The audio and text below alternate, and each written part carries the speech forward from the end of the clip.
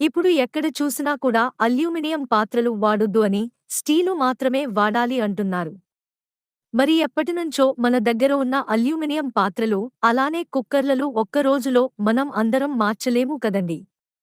అలాంటి వారి కోసమే ఈ వీడియోని చేస్తున్నాను. ఇప్పుడు మీ దగ్గర ఉన్న అల్యూమినియం ఎలక్ట్రిక్ రైస్ కుక్కర్లో హెల్దీగా స్టీల్ గిన్నెను యూస్ చేసి రైస్ ఎలా చేయాలో చూద్దాం.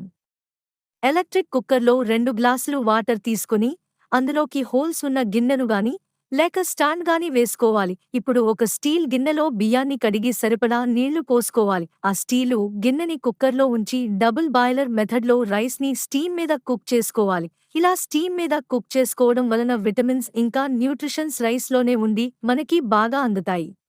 అల్యూమినియం అనేది ఫుడ్డుకి ఎక్కువగా రియాక్ట్ అవుతుంది, అందుకని కెమికల్స్ రిలీజ్ అయ్యే అవకాశం ఎక్కువగా ఉంటుంది. అదే స్టీలు అయితే ఫుడ్కి రియాక్ట్ అవ్వదు, సో కెమికల్స్ అనేవి ఫుడ్లో మిక్స్ అవ్వవు. మన అందరం కూడా ప్రెజర్ కుక్కర్లో రైస్ కుక్ చేయడం మానేయాలి. ఎందుకంటే ఎక్కువ ప్రెజర్ వల్ల రైస్లో షుగర్ కంటెంట్ ఎక్కువయ్యి వెయిట్ గెయిన్ అవుతాము. అందుకే పాతకాలంలో బియ్యాన్ని స్టీమ్ మీదకు చేసేవాళ్ళు, వాళ్ళు రైస్ తీసుకున్నా కూడా ఎక్కువ వెయిట్ ఉండేవాళ్ళు కాదు. కానీ మనం ప్రెజర్ కుక్కర్లో కుక్ చేసుకొని తీసుకోవడం వల్ల కార్బోహైడ్రేట్స్ ఎక్కువ అయ్యి తొందరగా వెయిట్ గెయిన్ అవుతున్నాము. ఇలా మెల్లిగా అల్యూమినియం నుంచి స్టీల్లోకి కన్వర్ట్ అవుతూ హెల్తీగా కుక్ చేసుకోవాలి. వీడియో నచ్చితే లైక్ చేయండి, అలానే కొత్తవారు ఛానల్ని సబ్స్క్రైబ్ చేసుకోండి. ధన్యవాదాలు.